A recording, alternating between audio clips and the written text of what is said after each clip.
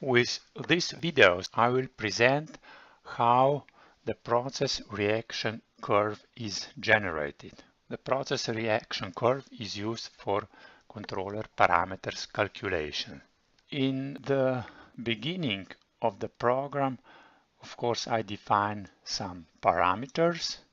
In this part, you can also see here the Simulink scheme, which is used again. This is universal scheme, but we will configure this scheme for open loop experiment. So we define the simulation time 100.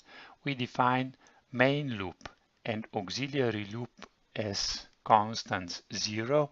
This means this loop is not active and this loop is also not active.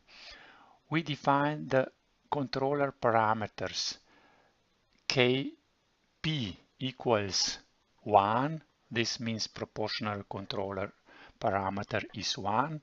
We define integral gain to be very big, actually infinite. This means that this path is not active, and we also define derivative gain with the value 0. This means that this path is also not active.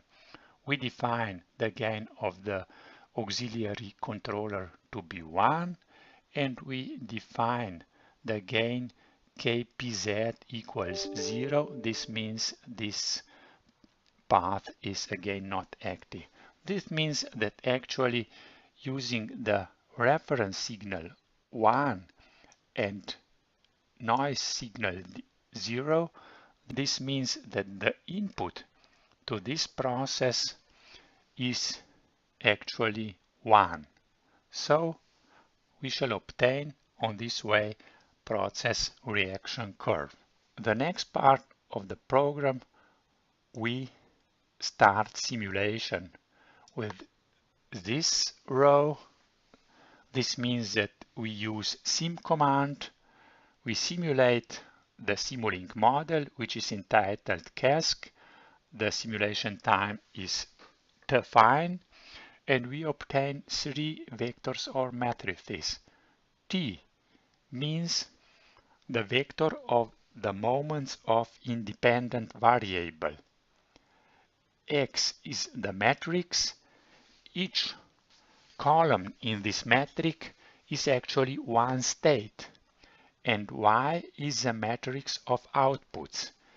Again, each column is one output. We can refer to this scheme. The outputs are marked with so-called output blocks. These are output blocks.